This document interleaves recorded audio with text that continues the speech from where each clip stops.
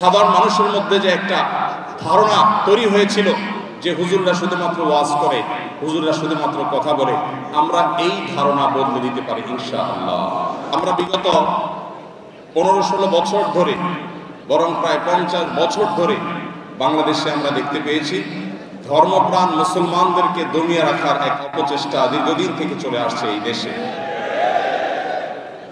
আল্লাহ রাব্বুল আলামিন এই দিনকে এমনভাবে এটাকে সৃষ্টি করেছেন যে এই দিনে যত বেশি দমন করা হয়, সেই তৈমুর লং থেকে নিয়ে শুরু করে পৃথিবীর ইতিহাসের বিভিন্ন সময় আমরা দেখেছি যখনই দমন করার চেষ্টা করা হয়েছে সেটা তত বেশি বিকশিত হয়েছে। বিগত 15-16 বছর যাবৎ ইসলামের কথা বলার মতো কঠিন আরেকটি কাজ এই মাটিতে ছিল না।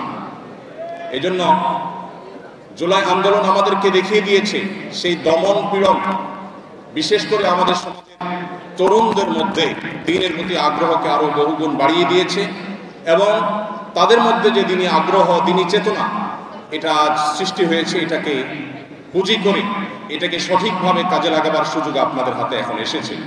এখন সমাজের প্রত্যেকটা স্তরে নেতৃত্ব দেওয়া, প্রত্যেকটা স্তরে দিনকে অত্যন্ত সুন্দরভাবে উপস্থাপন করবার এই সুযোগ আমাদের সামনে এসেছে। এই সুযোগ করা যাবে না। তারুমিল্লাতের অ্যালামনাইদের মধ্যে এমন বহু লোক আছেন যারা এক একজন যদি দাঁড়িয়ে যান দেশের এক একটি সেক্টরে তারা আইকনিক ব্যক্তিত্বে পরিণত হতে পারবেন ইনশাআল্লাহ। আমি আবারও বলি, এখানে আমার বন্ধুদের অনেকেই আছেন যারা এক সময় তারুমিল্লাতে পড়েছেন। আমি সেই তথ্য অনেক পরে জানতে পেরেছি এবং অবাক হয়েছি যে যেখানে আমি সফল মানুষ দেখি, তাদের উল্লেখযোগ্য সংখ্যক মানুষ দেখি তাদের গোড়া তারুমিল্লাতে প্রথিত। তারা এখানে বেড়ে উঠেছেন, এই ক্যাম্পাস থেকে তারা গড়ে উঠেছেন।